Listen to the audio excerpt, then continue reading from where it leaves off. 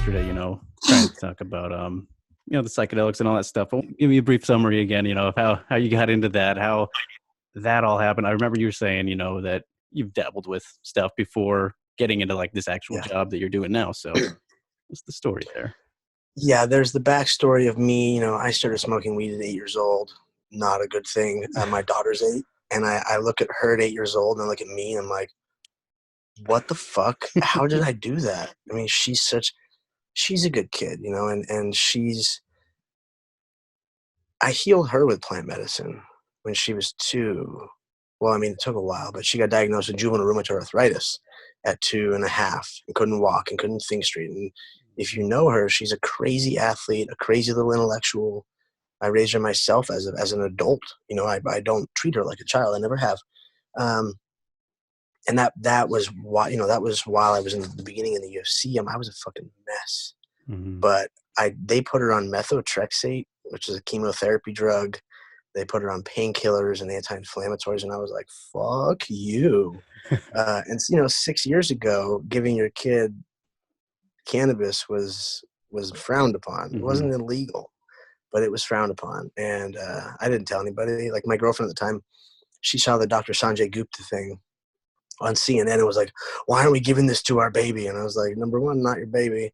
Number two, I already am. And to see, I always say this, to see your 3-year-old or your baby stoned is kind of funny, but kind of not. Like it's harmless, but fuck, man, I did it, and she's fine now, and she knows she knows more about plant medicine than 99% of adults in the world. I mean, she knows that, like, she knows a lot. We'll just put it there. Mm-hmm. And she hasn't seen anyone really go through ceremony yet, but that'll happen, because she's around it, and I'm looking to start my own church, my own plant medicine church. But anyways, let's get into how I got into this. So, started taking drugs at a young age, plant medicine, I guess. Mm-hmm. Dabbled with everything, and was addicted to painkillers for 20 years, from 14, where I was, getting them from friends or smuggling them across the border from Mexico. At 14, I was not a kid. Quite wild. Yeah, I was like, I can't get in trouble. I'm 14, so I would just tape them to my legs and steroids and just pills, like just shit I could sell to fucking kids at my school. And I was addicted for so long, and I couldn't break it. And psychedelics is what helped me through that. I mean, that's what got me off it. And I can't even dip anymore. If I try and dip, I get sick. I can't even imagine what would happen if I took an Oxycontin or fentanyl or something. I would probably die. But, so I did the research because of my obsessive compulsive nature that is just me. Fucking weird. You get a bunch of text messages, and you have those group messages from all your friends. It's like Chuck Liddell and a bunch of other people. What's up, guys? Chuck won't shut the fuck up. He keeps texting me. Anyways, name drop there. Yeah. But okay, so I was doing the research, and as a kid, there was 3 things I wanted to be, or 2.5, however that looks. I wanted to be a professional fighter. Well, first, I wanted to be a scientist or a stand-up comedian. I'll never be a scientist, but I'm in bed right now still. This is my girlfriend who lays there is a scientist. So I get to roll over. Close enough. I get to sleep with one. I get to love one. Yeah. I roll over every day, and I'm like, hey, I have questions. I mean, she's a professor at UCLA, so she's not just a scientist, but she's a super genius. It's crazy how much she knows. And I was already on my way to education, but there wasn't a clear path of what I was doing. I was partying and having fun, and I had my own personal ceremony sort of thing around it. But I finally, when I met her, she's like, what you're doing is wrong, right? And I was like, yeah, I get it. Thank you. I already came to that conclusion, but I just didn't have anyone to push me over the edge. And we met, and we hit it off like. I mean, I've never fallen for someone like, so fast. I mean, she's incredibly good looking as well. So that helps because I'm me, and I like beautiful women. But, I mean, 5'11" from former Yugoslavia. She's, 12 years older than me. She's 47, but she's in better shape than just about any other female I know, and so she's kind of the whole package. And it's her brain, like, cool, you're hot, that's great, but it's besides the point. You want to be able to talk to somebody, right? Yeah, and I don't mean to say anything bad about the women I've dated in the past, because some have been great, like Jade Bryce. She's smart and she's awesome, but most of them are just not the sharpest. Not on that level. They were nice to look at. Yeah. We'll just put it that way. And so the education really started with her as a teacher to me. She's a psychedelic integration coach. She takes, she's training under Gabor Mate for the compassionate caring thing for, addiction and healing. She trains with Sheree Malcolm as for being a psychedelic integration coach, and has taught me. I'm the world's first psychedelic integration coach for sports, for high-level sports. Wow. Congratulations, sir. Thank you. We've got some big things coming on TV, and some cool shit that I'm involved in. That's really cool. It's interesting, that people are really reaching out and going like, hey, like, I made a post about Jon Jones, about him being crazy and fucking up again. A little bit, yeah. And I just said, you guys think I can fix him? Well, I had some like legitimate, people with blue check marks, we'll say that, reach out to me and go, hey, are you going to do this? And not even MMA people, like other types of athletes. Like, hey, you think you can? I'm like, yeah, I know I can at least help him. I mean, but that's what we do. And, me and Jon never really got along. I never really liked him. And he knows that. We've hung out. Like, I just I'm not big on the dude, but that's besides the point. I can't not help somebody when I know I can. And that to me is just all bad signs. He can't stop. He's driving around with a fucking loaded gun, and which a lot of people do, I know, in places like New Mexico and Texas. And they all, when you go to Texas, everyone has a beer. Everybody you see. And everybody has a gun. It's fucking crazy. So people need to kind of take that into perspective. But, was he alone? Yes. Yeah. See, man, that scares me. Why are you alone in a car shooting off a gun? I mean, that's got suicide written all over it. Yeah. And people will go, oh, no, he would never. I'm like, how the fuck do you know? I mean, how most people not to, stereotype or put everyone into a group, but, you don't usually see it coming, right? I mean, most of the time. Yeah. So. And especially with people of his sort of genius, like, I mean, you just don't know. And I can't sit around. That's why I've started my whole study with fighters and CTE and TBI with Unlimited Sciences. It's not really up and running yet, but we're working on it. I talk with Jeff Nowitzki all the time. He loves what we're doing. Nice. We've sent proposals over to them, to the UFC. They just can't publicly fund us. That's all because it's illegal. So whatever, they're totally cool with everything, and they don't test for psilocybin. USADA can't. They openly say, well, we don't test. It's like, well, you can't test. So, hi baby, just doing another podcast. So, and they know it's not just the healing. It doesn't have just healing properties. It has actual protectant properties where it will protect you from further damage, and it will heal previous damage. I mean, that's right there is huge. You have epigenetic neurogenesis. Epigenetic neurogenesis. The word is still hard to say for me. Big words, yeah. New neural growth. See, when you have a scientist teaching you everything, it's nice. It's just helps. A benefit. It helps. But so you have healing right there, and that should be enough for all sports to say, yes, we're in. Cool. These guys should be microdosing while they perform. But let's take the NHL, for instance. A friend of mine, Daniel Garcia, he's a 2-time NHL champion or Stanley Cup winner with the Blackhawks. He's being blackballed by the NHL. And you're like, all right, well, he's not going to stop. And he knows just as much as I do. He's might be more well-connected than I am, which is, like we're on that level, where we talk and we're like, dude, I had no idea there was another me out there. And it's just nice to see. So you have the NHL acting that way. I think football and baseball are doing this, or soccer or whatever, where UFC is just open arms, like, yep, let's figure this out. Let's get ahead of the curve, because they know this is happening. It's legal in Canada. It's legal in Brazil. It's legal in Mexico. It's decriminalized in a few places here in the U.S., and it's going to keep happening. The science is there, and you can fix someone from a macro dose, which is a large dose, with rewiring the brain in one quick shot, and you can deal with trauma and addiction, and because we're all broken children, and most people don't know that trauma hides in your tissue, it stores there.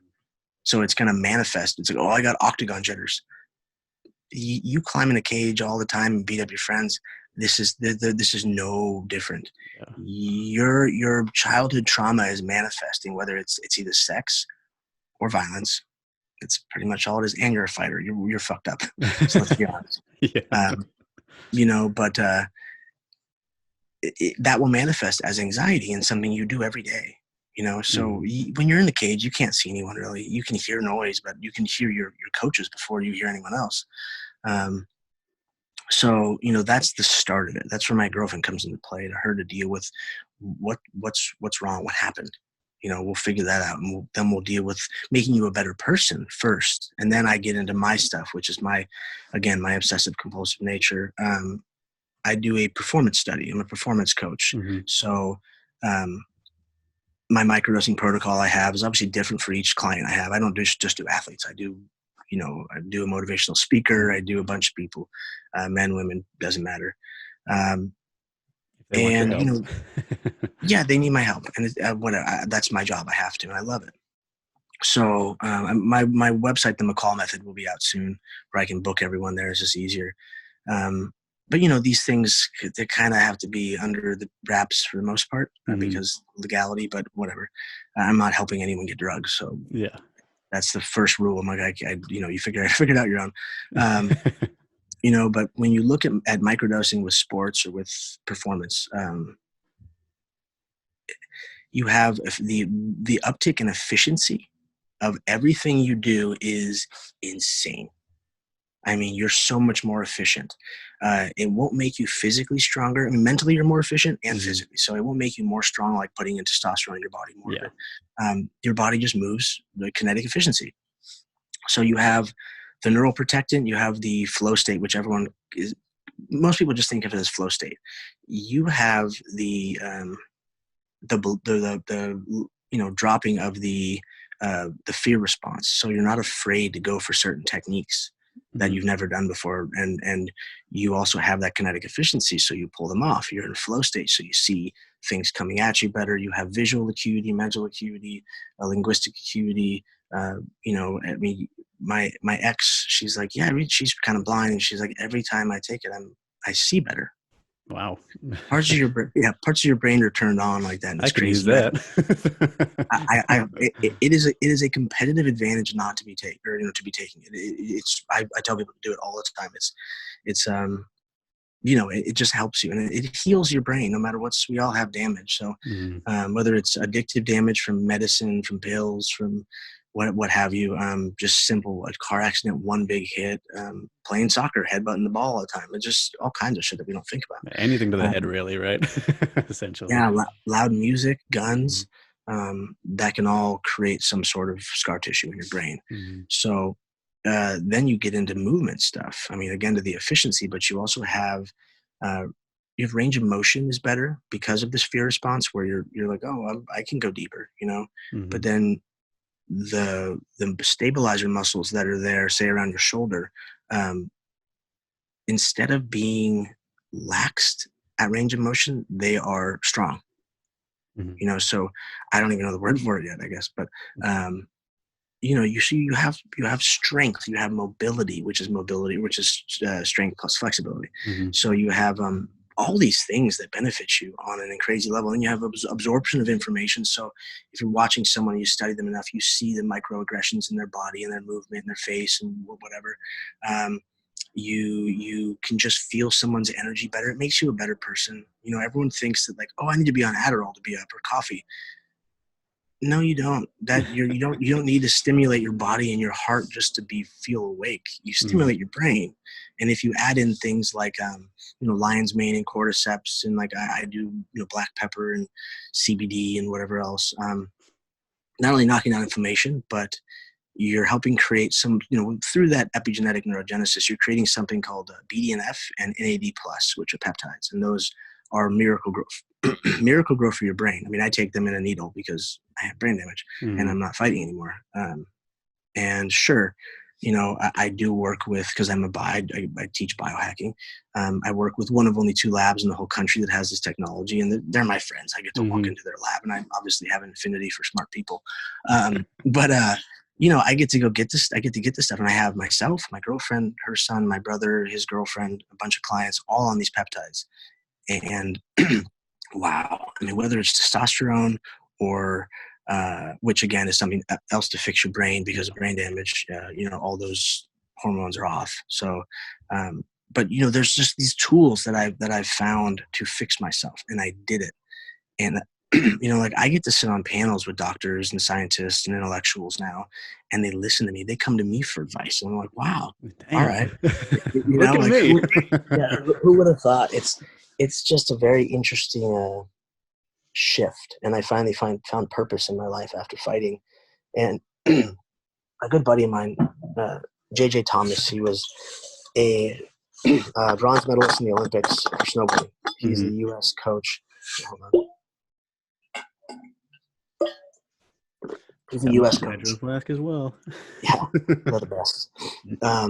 He's, Sean White accredits him with his new resurgence and everything. And JJ called me up one day. I mean, we've been buddies for a while. I used to date one of his good friends, and I didn't even really know we were that good of friends at this point, And he goes, "Hey, I heard you're retiring." It's like, "Yeah, what's up?" He's like, "Let me help you." I was like, "Oh, fuck yeah, what's up?" He's like, "You're going to go through these, let's say 5 steps." And he broke them down individually, how long it usually takes. He goes, and at the end, and he told me how hard it was going to be. Because I was on suicide watch when I retired. I was a fucking mess.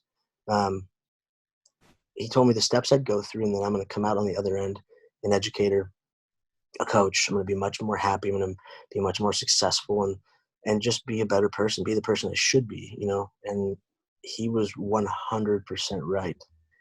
Because I don't enjoy or like the person I was. That was a product of my environment, and not to blame fighting or anyone, because it's my own fault for reacting that way, or just turning into this person that I'm not proud of. Sure, I accomplished some cool shit, but whatever. Like it's besides the point. I'm happy to have that gone, and to have that. And Mike Tyson actually said it best, where he was like, "Yeah, I don't ever want to be that person again." He doesn't even go to the gym. He goes to my gym, Lifetime Fitness, in Miguel, but he doesn't work out much. He doesn't do anything crazy because he doesn't want to become the old Mike Tyson. And I don't want to become Uncle Creepy again. I don't want to be. I just don't want to go down that path because it has nothing for me. Do I think I could still fight? Of course. Do I think I could beat up Henry Cejudo? Yeah, I do actually. I think I could fuck him up. But am I ever going to? No. I have much more important things to attend to now. I have to heal my people, the fighters, and that's the pollination effect of getting them in first, and the celebrities that I kind of talk to and deal with. I was in Vegas recently, and I was at a nightclub my buddy owns. I went out to watch the fights, and I brought my girlfriend's son and his best friend. We were having fun, and at my buddy's club, well, some of these supermodels, like legitimate supermodels, took some acid for the first time, and I didn't give it to him, and he looks at me and he's like, "What the fuck?" And I was like, "Oh, no, I didn't do it. What the fuck? I didn't do this. Like, relax." So, of course, and I'm the shortest, like, of course I'm shorter than everybody else, but my girlfriend's 5'11". Yeah. She was the shortest female in the group, and there was like 6 of them. So I grab all the girls and take them up to our suite, and they're all just going through it, because they have a woman like Raina, my girlfriend, to talk them through it and to help Calm them them deal with down a bit. to calm them down, because people always are like, well, you deal with all these celebrities, like you don't care about the normal guy. And I'm like, yeah, I care about everybody, Mm-hmm. but I have access to these people, and it's the pollination effect. If Mm-hmm. we can get them to talk about it, more people will be inclined to do it. So yeah, me running around my hotel suite with, you know, fuck my girlfriend and 5 legitimate supermodels, like just you know, Sounds like a movie. it does. It was a shit show, and but it was hilarious, and just to be able to help these individuals who are looked at, like that. They're so pretty, it's crazy, Mm-hmm. and people. I don't know what they give them shit for. Oh, you're pretty, you don't know anything, or you don't work hard. It must be so easy for you. And I'm like, Mm-hmm. it's not how it works. And then to have my girlfriend who is that sort of pretty, and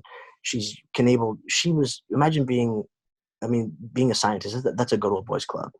So imagine looking a certain way, being very, very pretty, and then having to prove your worth in that sort of world, Yeah. So she gets in, she was able to talk to him, and I was able to, I'm sitting there holding him and helping him do breath work and meditate and everything. And like, it was funny. And we find ourselves in these situations constantly, because we're doing just with the people I hang out with, people Mm-hmm. trust us. They trust me, which is good, because they know I don't hurt people. I used to be a predator, is how I put it. I was a predator my whole life, and I was fighting for a living. I was fucking people. I was climbing into a cage in my underwear to fuck people up for blood money. So, but now I'm a protector. Mm-hmm. So I feel good about it, that I can have people feel comfortable. I mean, men, women, whatever, famous or not. I just want them to know that I'm coming from a good place and I'm here to help. But this is a Vegas, LA, San Diego, whatever. I mean, we talk about relationship stuff. We were supposed to be lecturing for uh, the Aware Project in San Diego on relationship stuff, on Mm-hmm. psychedelic integration for relationships, and how a UCLA professor and myself make it work, Yeah. because people are just like, what the fuck? What do you guys This even doesn't mean? add up. Yeah, and it's she's got a TED Talk coming out, and eventually, and there's all this stuff. So it's like, Nice. I'm just trying to give her a platform, because I do have that blue check mark. And people listen to me. People don't listen to doctors or scientists. They listen to people with blue check marks. So I take that responsibility seriously, and I have, and try and teach it as much as possible. Because I know we can help a lot of people. I tell people this all the time.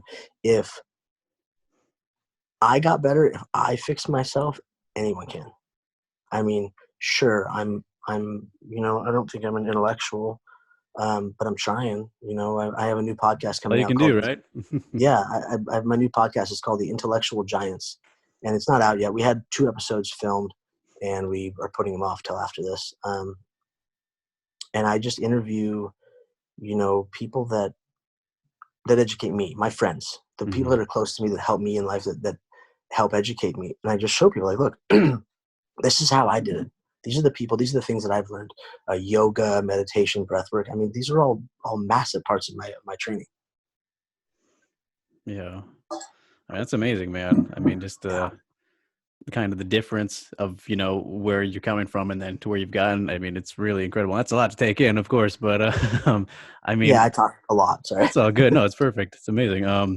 So I mean, I'm trying to figure out the timeline though of when you kind of started, I don't know, progressing into more of, when you were fighting, were you helping yourself much with like the psychedelics, or when you look back on it, I'm surely now you are using it more and you feel good and all that, Yeah. but so like, yeah, when you I were fighting, how much, I guess. It was never during a fight. I knew about microdosing, but not really. The big thing that helped me know that I had, I mean, the main thing was DMT that initially got me off of opiates. It Mm-hmm. Yeah. mentally, where I just knew, like, I'm like, this is crazy. The last time when I fought Horiguchi in Japan, it was a headlining fight in Japan in an arena. I was on Oxycontin. The last 2 fights, my fight Really? with Manel Kape too. And I remember being knocked out that last fight, and Sure, it was one punch. I wasn't fully out. I maybe could have survived, but who cares? It doesn't matter. I'm happy they saved me. I stood up and I was like, I'm fucking over this, you know. And I came home and I started taking a bunch of peptides and I started microdosing. You know, I've always been healthy as far as diet and exercise. I always told young fighters, I'm like, listen, if you work out and eat healthy and train as hard all the time, you can party as much as you want. Not the best advice, but it's kind of true. So, you know, I just, now I don't do the partying. I don't do, you know, all the bad. I haven't taken pills in forever. And and I don't even drink, you know, sure, I smoke a lot of pot, but I work in the cannabis industry. I have it's the world's first FDA and third-party certified CBD lab up front, and we have a back office that's a distribution center for cannabis. So, you know, there's hundreds of pounds going around, and it's fucking business. Yeah. It's a numbers game. So I just have a lot of pot, but you know, we with I'd say psilocybin specifically, that's my real obsession. I would say about 2 years ago is when I started to dive deep into it. And then the last 6 months or 7 months, however long it's been since I met the professor, that's what I call her. I've really been able to just see the path, you know, to become an educator myself. You know, all the homework I've done has paid off, and now you know, I was booked out till the middle of June with business. Like, that's how much momentum I had. I was in Bali for 2 weeks in May, Tulum for a week or two in June, and these are for retreats. You know, one's for MMA, but the one in Tulum was for, you know, meditation and mind work and stuff. And you know, all these lectures I was giving and giving with her, and just so much stuff. And we were putting on psychedelic movies once a month. We were planning on it, and then having a psychedelic film festival later next year. Like, there's so much stuff. Like, okay, it's time to just Damn virus. just you know, and in reality, I mean, I'm having a good time in this. I get to bond with my daughter, who's my everything. And granted, you know, I have her halftime now. Her mom's, you know, awesome, and we're friends and love her to death. So we split her, you know, halftime. And the days I don't have her, it is work, work, work, work, work, work, work. That's just how I do it. But, you know, I get to bond with my girlfriend's kids and kind of show them, look, like, this is the man I am. This is, you know, why your mother loves me so much. And because you're her children, I love you unconditionally.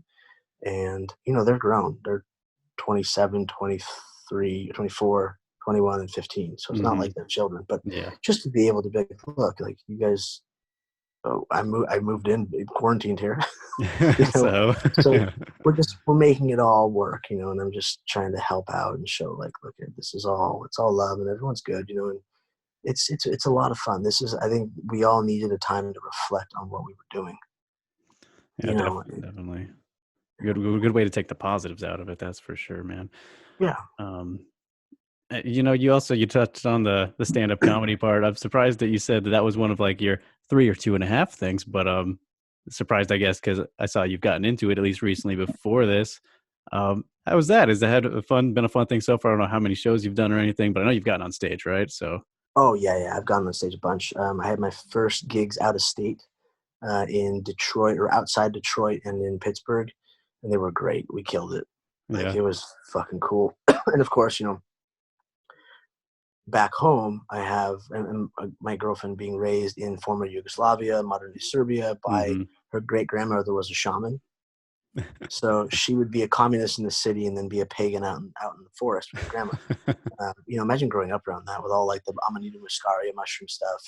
And so I have the women here casting spells because they're witches.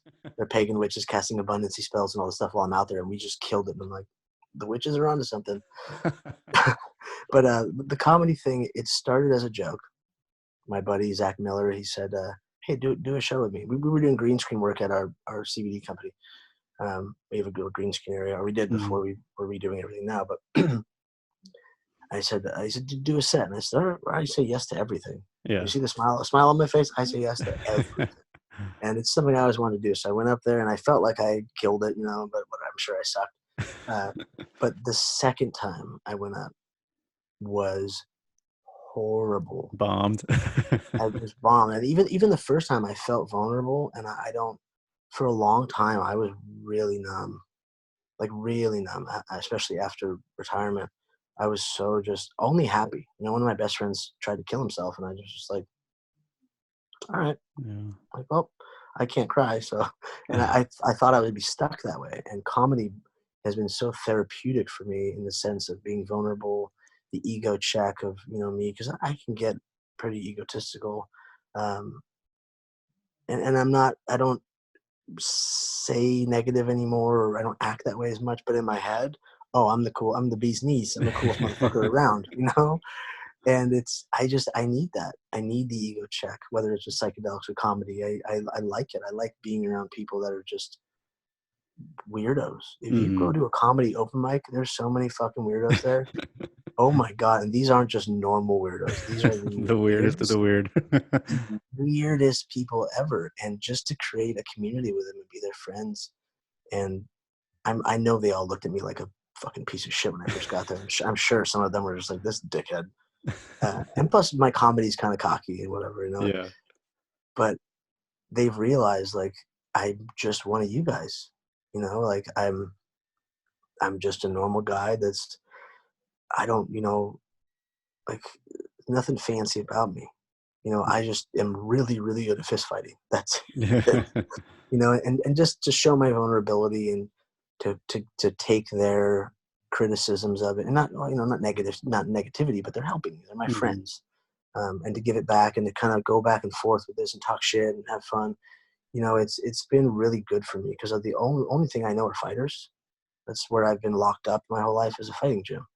And when I did go into, other society, it was to have fun and to go out and be cool and, be seen somewhere. And it's like, it's just, it's comedy's been very good to me. And I know it's going to have to take a back seat because my education stuff is taking off so much.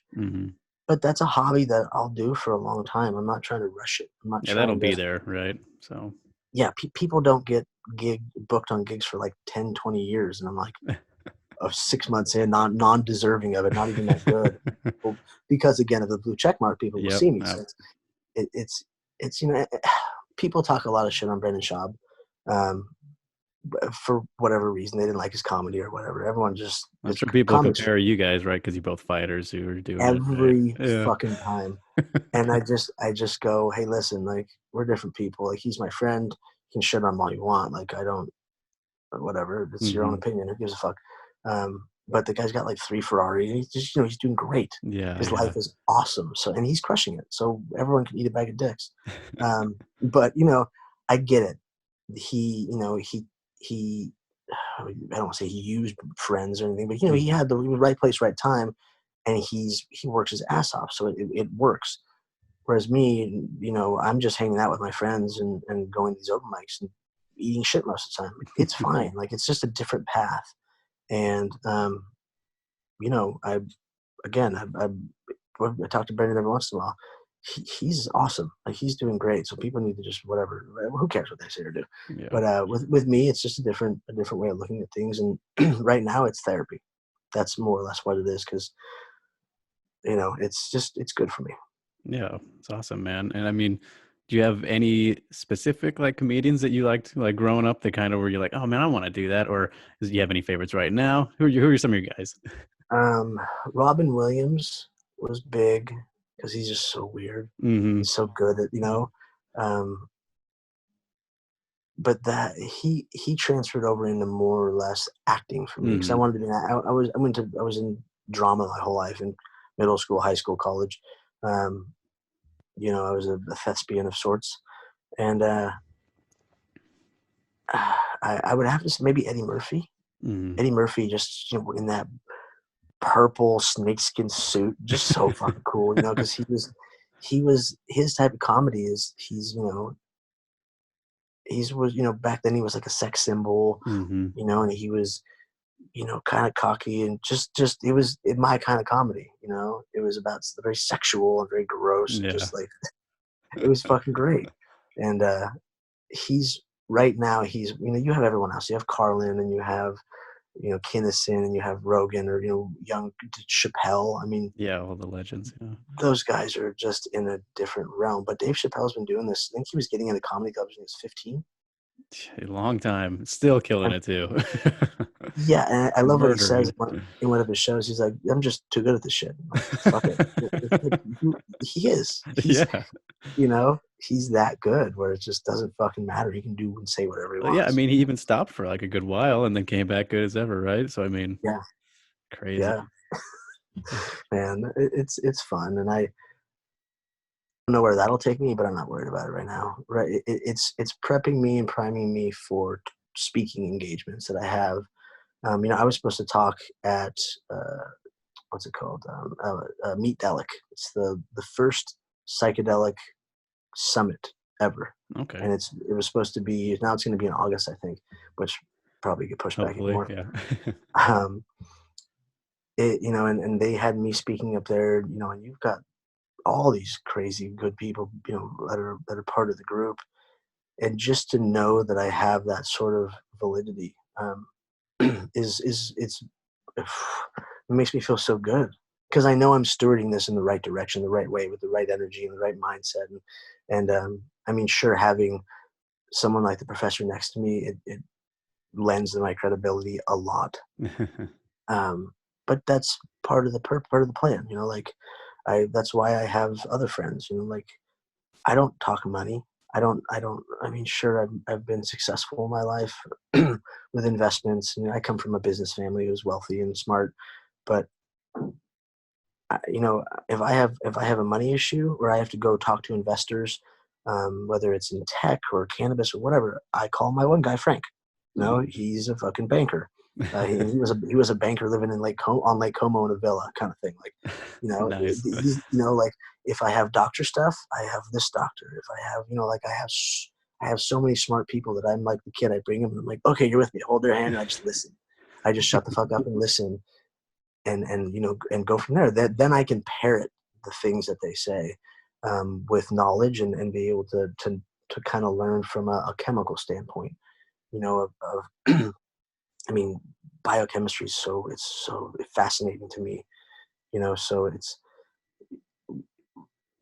simple thing like other big words. Like polysaccharides. Like you think of mushrooms. I don't know if I've Uh, ever heard that word before in my life. yeah, polysaccharides and beta glucans. Beta glucans are a kind of polysaccharide. But so everyone keeps asking, well, I talk about the mycology diet, how adding in whatever it is you eat, added a bunch of mushrooms, Mm. and just tell me how you feel, because, and supplementation is huge. But mushrooms have antiviral properties. That's all I should have to say to people: antiviral, antifungal, antibacterial. Um, so the little coronavirus molecule with the little Yeah, yeah. arms on it, with little Uh-huh. spikes. That's how it latches onto your cells. Um, these polysaccharides and beta glucans, they protect the actual cell itself, and they fight off the attachment part. Or they attach to those receptors first, sort of thing. Um, and I mean, just that alone, like I want to scream it at people, like they work. Yeah. Like every morning and every night, we work with a company called Life Cycle Mushrooms, and they have the best products out of Byron Bay, Australia. They have the best purity, best ethos, everything that I've dealt with. And there's other good companies like Paul Stamets, his stuff, but these are just, this is a higher standard of quality. Um, we take their stuff morning and night. My daughter, her little sister, I make sure to bring them a box to my ex-wife's house, and just to make sure that we're not being attacked by China or Russia or anybody. We're being attacked biologically by Mother Nature, because we fucked up. This is what I Yeah. think. We pissed off Mother Nature, Mother Gaia. That's who I think is God, is Mother Nature. Um, and she's just kind of ringing the bell or shaking us a little bit, going, "Look, you got to thin the herd a little bit. Number one, number two, you guys need to live different." We see the difference in air pollution after a couple days. The difference. I have a good friend and business partner that has a solar company, and things like solar. are taking off right now. People are finally realizing we need to reflect on how stupid we've been with our home. Look how beautiful the Earth is. It's fucking incredible. We don't want to go to Mars. I don't. Yeah, Fuck no that. thanks. No, you know how cool it is here? Like, there's places that I haven't been here. And I'm like, yo, we got to go. Like, Yeah. everyone else, yeah, sure, go take a ship. But, you know, we need to take better care of of the Earth, man. It's really gnarly. And I think that, you know, science is finding out that, you know, like Antarctica used to be a jungle. Like, I haven't heard that, but that's crazy. yeah, they just tested some core samples from like a couple of years. Again, I nerd out on this stuff. I read I love constantly. it, dude. It's very interesting. and you know, so we get, and it's a very temperate rainforest there. So, Wow. and also one that was under darkness for most of the time, you know, for 4 months out of the year, which must imagine the predators, that'd be crazy. But you know, there's just this thing we're realizing, okay, maybe with the ice melting, the Earth can survive at a higher temperature. There's going to be so many changes that happen, and it's going to happen, but it's happening. Whether you think it's climate change or not, you can't be in denial because it's changing. Why do people try, like my dad? Oh my God, my dad almost denied it the other day because he's getting old and senile, Like, oh and no. he's a Trump supporter and a, you know, old hippie dude used to smuggle dope in the '70s. Like, he's growing his hair out again and shit, but Nice. he goes, this is just climate change thing. And I was like, don't you dare, old man. Don't you fucking dare say that right now. Okay. He's like, oh, you know, I'm like, yeah, shut up. It's heating and cooling happens on the Earth. We figured that out, Mm-hmm. but we're exacerbating it. And that's just all it is. And we need to be held accountable for that and stop arguing over it and just go, listen, let's fix it. Who gives, like, You don't need to be who gives right or wrong, right? Right? Yeah. It's, well, who cares? Just deal with it. Like, the Earth is really difficult and it's frustrating, but you know, it just comes down to people like myself, you know, or even people with much bigger audiences like Leonardo DiCaprio. Look what he's doing. Mm-hmm. I mean, Yeah. the he's gonna be Cantonized one day. Watch. You know. For sure. Well, geez, I could talk about this kind of stuff all day, man. But I do want to talk about your MMA career a little bit. And I mean, I saw kind of on the funny side of things, you know, calling out Figueiredo and Benavidez a little bit. That wasn't serious, right? So No, no, don't no, no, no, mention no, that. no, no. But it was funny to see. I'm never fighting again. I tell you that. I got offered a bare knuckle boxing match recently, Not surprised and they offer them out like candy. my agent goes, my old agent, his agency called me like, hey, you know, we know you're not fighting, but would you do a bare knuckle boxing match? And I was like, shame on you, number one, for even in asking. They go, well, big money, big money. And I was like, nope, nope, nope. Hang up the phone. A couple hours later, I text him, okay, how much is big money? Just want to see. Yeah. Oh, how my star has fallen. $30,000 No to bare way. knuckle boxing. I'm like, you guys are right. Wow. Fuck me. Jesus, I'm not that cool. Wow. But, That's you know, ridiculous. I'm sure I could go to Japan and get six figures right now. You know, I just have zero interest. Like, I don't care anymore. And Mm-hmm. I love the sport. I love what it did for me and what, you know, it helped me accomplish and everything. You know, but nope. Like, I have one caveat. If the UFC wants me to come and be the rightful king of that division, okay, pay me $1 million. Pay me $1 million. Give me 6 months to get ready. I'm 170 right now, and I'm jacked. Damn. I'm 170. I've got I was abs. gonna say, look incredible, man. Oh, dude, I started lifting weights for the first time in my life, just for vanity's sake. And I mean, my girlfriend loves it. Like, just chicks like muscles. So I Yeah. just always was a skinny fighter guy. But you know, it was so yeah. I'm you know, I'm fit. I'm healthy. Everything is strong. My arthritis is way down, which again is huge, not only for CBD in my diet, but Mm-hmm. because of adding in mycology to my diet. There's a lot of anti-inflammatory properties, and you're actually healing the pain receptors, not only the, you know, like your addiction type receptors, or you know, you're actually healing the pain receptors. Mm-hmm. So that means less pain. So that means, Always nice. yeah, I mean, I do, of course I have, I mean, arthritis still, but it's way better. But you know, I say that in jest, with the UFC because I don't want to fight. Yeah. Like It's it would like, have to be. if that was the case. Yeah, I couldn't turn down $1 million. Yeah. Like I would do it. But they also have to know that I take a bunch of peptides. Like Hmm. I've cheated the system on purpose because I don't want to go back. Yeah, exactly. Like I don't want to say I'm dependent on this stuff, but I'm sure as fuck not going to stop taking it. Yeah, yeah. I mean, if it's making you, feel good and function properly, right? I mean, and Oh, especially dude. if you're not getting in trouble for it, like, USADA's not checking you out. So, No, like I talk to Nowitzki all the time and just laugh about it. And hmm. like, it's and I was always one of the first people to ring him like, hey, what is this? I'm taking this. What is this? What is that? What is?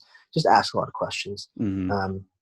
because of my inquisitive nature. But uh, it's man, this whole new thing is crazy. I mean, whether it's the study or the movement, us working with Decrim CA, I'm the event coordinator for Decrim CA Orange County, and the professor is the head educator and just lead person in Orange County as a whole.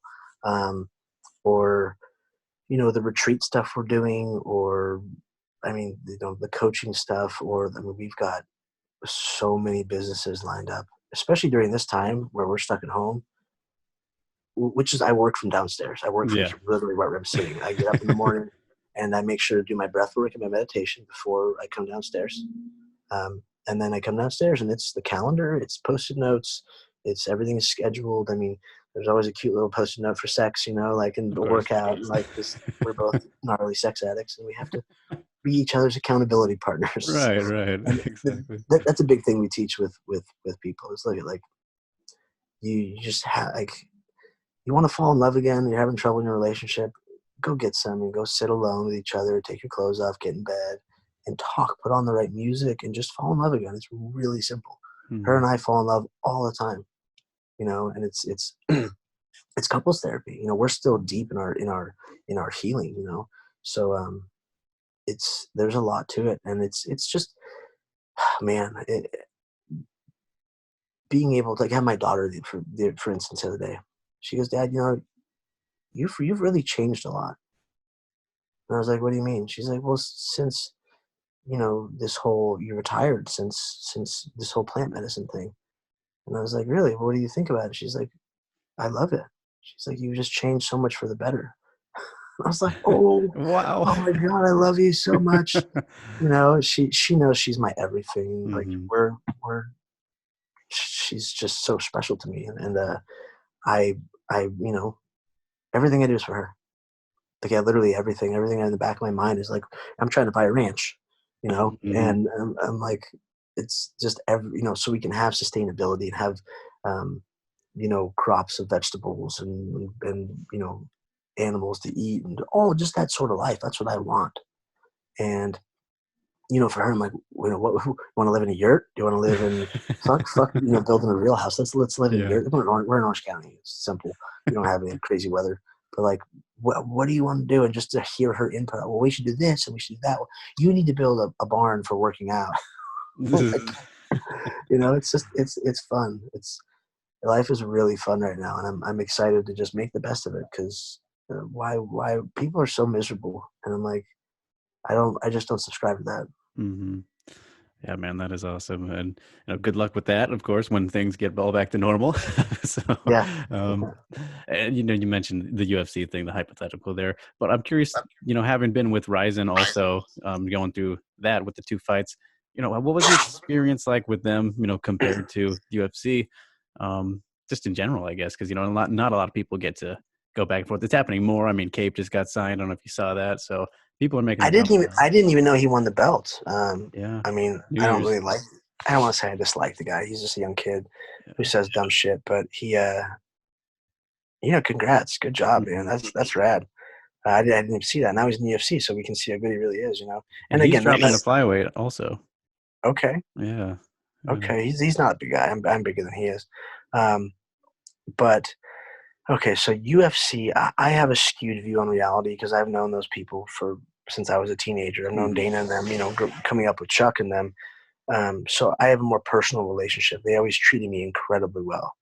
Um, RIZIN treats you incredibly well. And Japanese MMA it's different. Mm-hmm. American fans suck. Yeah. They're so rude, and they're drunk, and they're annoying, and they're fair weather, and they're just shitty. And they need to change their tune because it bugs me. But in Japan, they adore you. They really truly adore you. And I don't want to say one's better than the other because they both have their pluses and minuses. I mean, but I never got to really. Either one, UFC, or I had one good fight in the UFC, maybe two good fights in the UFC, where I had none in RIZIN, and the world never got to see my potential, and that's my own fault. It's no one else's fault. I was on drugs. I was a fucking shit show. I was a tortured individual. That this was my outlet, and I didn't. I exploited my genetic lottery. From a very young age to be obsessive over this and to be the best in the world because that's what I wanted to do. And I did it. But man, I really wish I could have been, I mean, obviously I wish it could have been different because financially they were priming me to be Conor before Conor was there. And I'm not saying I'm Conor McGregor. He is special, but business wise, I'm just as savvy as he is. So I mean, they brought in the division practically because of you, man. I mean, if we're going to be totally honest, I mean, oh, they did. Sean Shelby called me and goes, "Hey, if you keep doing what you're doing, we're gonna bring you in because we want you to be a star." I was like, "Yes," and it never really materialized. And again, it's my own fault. DJ used me as a springboard to start training harder and smarter and become the person who he is, one of the best ever. And I used that incident in Australia to let my life spiral out of control. And I got back on pills. And I mean, the second time I fought him, I cut 18.8 pounds in the last 20 hours. I gained by midnight after weigh-ins, I was 152.2. Wow. My joints hurt. I swelled up so bad. Like it was just, I mismanaged myself very, very, very incredibly over the top. And it just, it happens. I'm not bitter about it or anything. It's just I'm happy it's over. That's for sure. Yeah. Well, I mean, not to talk too much about the negatives. I mean, obviously that's there and everything, but I really do think you are obviously one of the most underappreciated guys. Just in all of the MMA, his history, because I mean, you did put the flyweights on the map. You were the first big number one guy. I mean, there was Formiga who you beat to get that spot in the first place. So, I mean, when you look back on things, what do you have a moment that you kind of sticks out the most for one reason or another? Maybe it's that win. I don't know, getting to the UFC at all. I mean, what's the one thing you're like, oh man, I love that career moment I had? Man,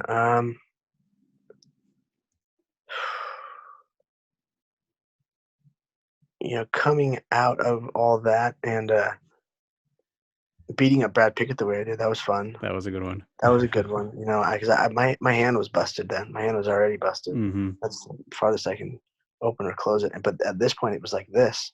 Yeah. And it was infected and swollen and gross. They drained it twice while I was out there. And while you were out there? Yeah, my coach is, because just like you said, when it broke, I'm like, yeah, my coach is broken. Or, hey, coach, my hand is broken. He goes, all right, does it hurt? I was like, yeah. He goes, all right, keep punching, it'll go numb. That's what other coaches say. Like Matt Hughes has said it before, and it's like, that's true. It'll go numb. And he looked at me before and was like, okay, like, does it hurt? I'm like, yeah. He goes, you'll be fine. Hit him with it hard. And I did. I mean, and it was a fun fight. And being in Ireland was great, and playing up against the Englishmen as they thought I was an Irishman, and I'm not Irish at all. Yeah. I just have an Irish name. But Ian McCall, it's very Gaelic. And I get there and right away a cabbie's like, "Oh, are you here for Conor?" I'm like, "Yeah, I'm here for Conor." "Who are you fighting?" I'm like, "Oh, I'm fighting an Englishman." And they're like, "Fucking kill him!" Always. They're such good, fun people. And I had a lot of fun in Ireland, the first time at least. The second time I was in the hospital. But, I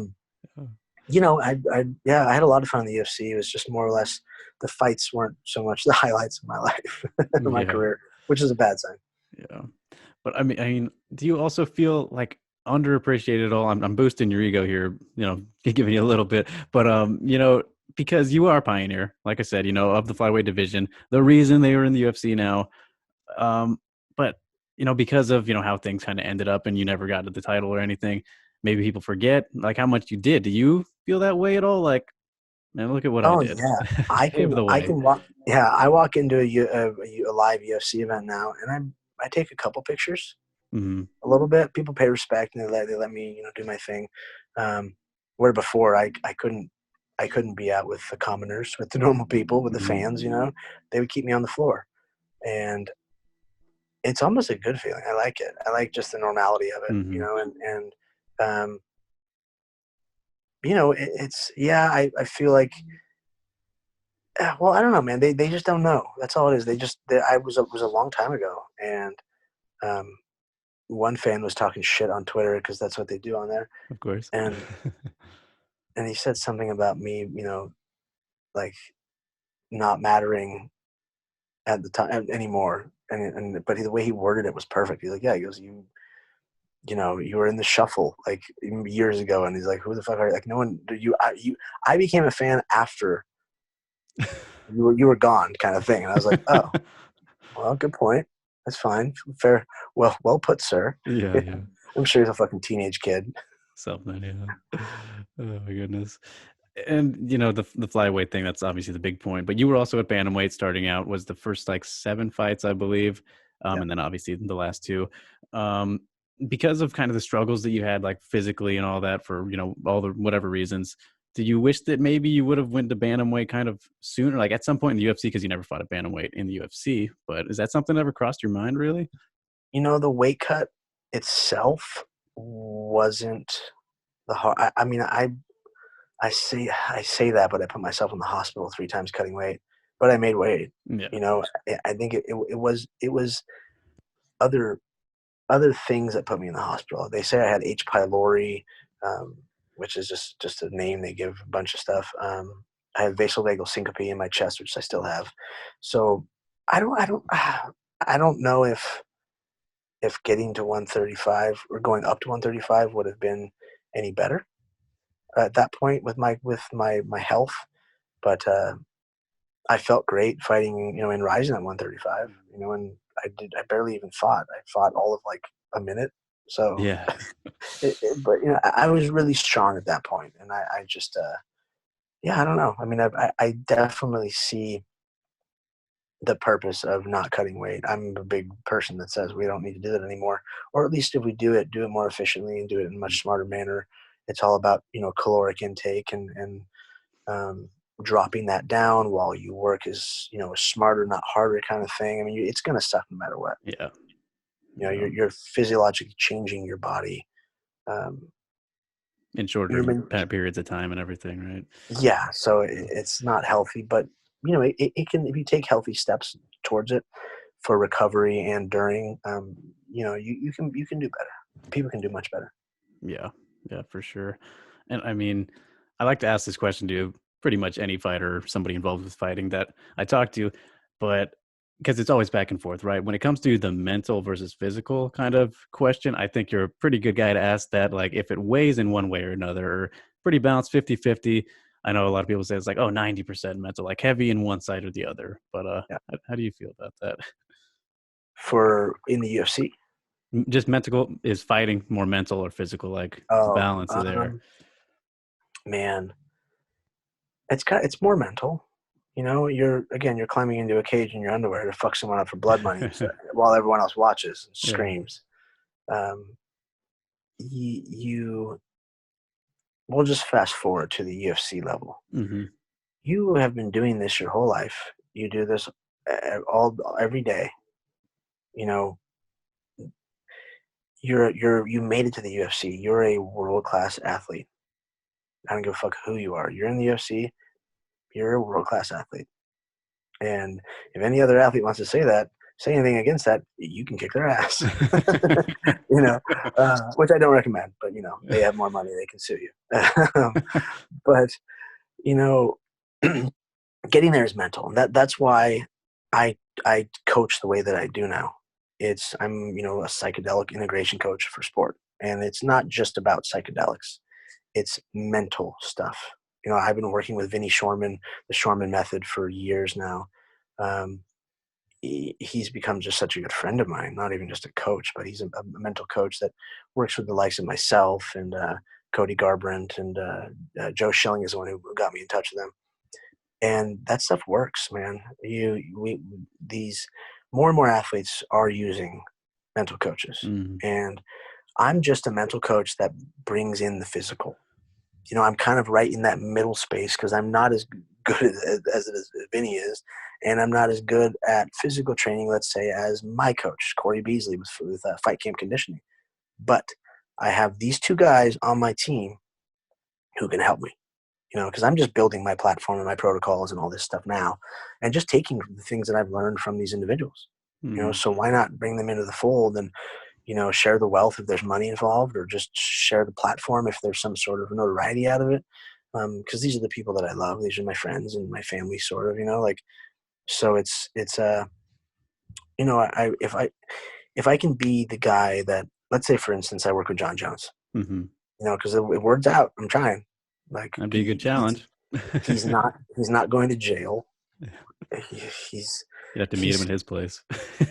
Yeah, but I'm saying he has free time. Yeah. So come out to California, because I don't want to go to New Mexico right now. I mean, I guess I would. It depends on money. But come out here. Let me give you a ceremony, and we can do it a Vision Quest style with one of my few shaman I have out here. We can do it in the backyard. We can do it at a hotel. Doesn't matter. Up to you. But it takes work, and it's just being able to take, whether they're a broken individual like myself or like he is, or you have someone who's fucking on top of it. They can still get better. Mm-hmm. You can go from good to great, or great to elite, within a short amount of time with my protocols and my coaching. I know that because I'm still capable of working out with these things in my system, Mm-hmm. and to see the efficiency and to study it, and to really absorb all the information. It's huge. So, mental, back to your original question, mental is the thing. Yeah. That seems what most people lean towards, and I mean, it makes sense because you can do all the proper stuff to get yourself in shape. It's just a matter of executing, right? Yeah. So yeah. And as for physical, though, you did mention the trigger finger, right? That's what it's officially called. I tagged you in a tweet because Brianna Van Buren, another fighter, she's having kind of the same issue there. Is it going to be stuck like that for good now? Like, how has that whole thing been with the trigger finger? I don't know, man. Mine was I want to say a botched surgery in the first one, but my hand was a mess. So I don't really blame it on the doctor. Of course, people are like, sue him. Yeah. I'm like, shut up. My hand was fucked up, and sure, it wasn't the best surgery, and it got infected after. Or no, wait, the second one got infected. Sorry. Okay. And so there's the hope third for one, her. it's my friends. It's my other doctor who fixed my shoulder. Mm-hmm. It's his wife. And they're great, but yeah, I don't know. The finger thing, I don't really know, to be honest. I can give her some advice, Mm-hmm. but man, that sucks. Just an annoying thing to deal with, I imagine. Yeah, and it hurts sometimes when you punch things, but whatever, I still do it. So I only punch the bag. I haven't sparred since I retired. I mean, I've moved around with a few people, but barely, Yeah. All right, man. Well, I'll leave you with one last thing here. Really curious about your thoughts on this. People have been talking about open scoring a little bit since, judging decisions and whatnot have been, they're always a topic, right? So, just what do you think about that? Because, I think about your first fight with Demetrius, and obviously that was fucked up it doesn't even matter if you knew the scores or not, right? You were supposed to get us another round. Yes. But, if you knew the scores, how would that affect you at all? What do you think just about that? Like after each I was round? showing off. I was showing off at the end. I should have finished him, but I thought there was one more round, and he was dead. He was dead to rights, so I would have finished him. But you know what? I've been avidly looking for ways to fix this sport because there's a lot of broken parts to it, like judging and scoring. I've been consulting for a company called the Scoring Senate. Their Instagram or Twitter and stuff's already up. My friend Steve is the inventor of it. You know, there's an app. We're going to be reaching out. We've already been talking to a bunch of people, and creating a new judging and scoring platform. And yes, there's a lot of moving parts to it, but if we get the right senators, you know, people like, you know, whether it's Rashad Evans or Chuck Liddell or whoever's on my team that I'm friends with, realistically, we go on and we have our profile and we judge the fight. Oh. Obviously, these people will be getting paid to do this, but which is another good thing. But so we will be able to. We'll have a profile on the app. We'll have podcast type with everything, but we'll also have a profile on there so people can see our profile and what scores we've put on, what fights. So you're held accountable, okay? That's really cool. these judges are from the ABC, and the ABC. Sorry, but they shouldn't be doing this, and they're the American Boxing Council. You know, they should be handling boxing. You have these judges coming over who don't know what they're doing, but I don't want to piss anyone off, but we know how boxing is. Yeah. It's shady as fuck with these people. So and these people get grandfathered in, and they have no business doing this. Or if they do, and if they do know what they're doing and they're still making bad calls, then shame on them. then they're on the take. So which one is it? Because it has to be one or the other. Either way, they shouldn't be in this business. And that's just, I mean, if that happens in MMA, same thing. So we will be able to bring people in who we think are good enough, and also vote people off if need be. I think that's going to be. We're still evolving this. Then we have a scoring system that we're trying to build, which I have some ideas on. But so this is the first hiccup, is going to the UFC and going, look, this is what we have. We can't show this to the commission and go, hey, look, we have a better system than you. But, you know, like, no, they're going to tell us to go pound sand and beat it. You know, like they run the show. So we can't go to them and go, look, we have something better. We want to bring them in and go, look, can you help us with this? Because you guys have done it wrong. And I'm sorry, but it is. It doesn't. Again, I can't even show them that it's wrong because they might get butthurt. It's flawed. That's all it is. More or less, it's flawed. And we need a whole much more comprehensive scoring system. We need, more accountable judges or better judges. And that's what we're trying to build. You know, and we can create some steam online with it. And even if, you know, the UFC doesn't buy it or Bellator doesn't buy it or what have you, still be able to have this as a thing people can talk about and they can look at on Twitter and go, oh my God, okay, this is how it should be done. So then eventually maybe we can figure out how to implement it with maybe in another country first. I don't know. Well, we're just trying to figure it out right now. And we were supposed to do the Khabib Ferguson fight, but you know, that's not happening. So the people are shitting on Khabib. Like, there we go. Fans shitting on Khabib for whatever stupid reason. Crazy. It's so nuts. Like, leave the poor guy alone. I know. But but that's I'm trying to fix that. I mean, the people have talked about creating a union and wanted to bring me in, and I was like, but especially the one with Bjorn Rebney. I forgot what that was.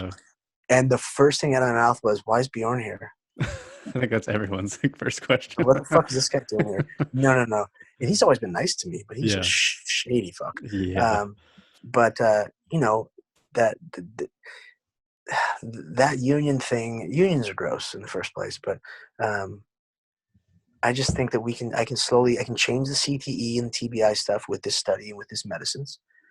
And change sports forever. You're going to have athletes breaking records and doing insane shit on these medicines. They're only going to be better and healthier. So it should happen. But then also, if I can fix the scoring and judging, which, you know, is very dear to me because I got screwed, you know, and just to show people on the other side of it, like, look, it is what it is. I don't care. It's not I'm not bitter about it. But I have a way to fix it for you, for everyone else, so it doesn't happen again. You know, and that's the best I can do, because that's all it is. That's the best I can do.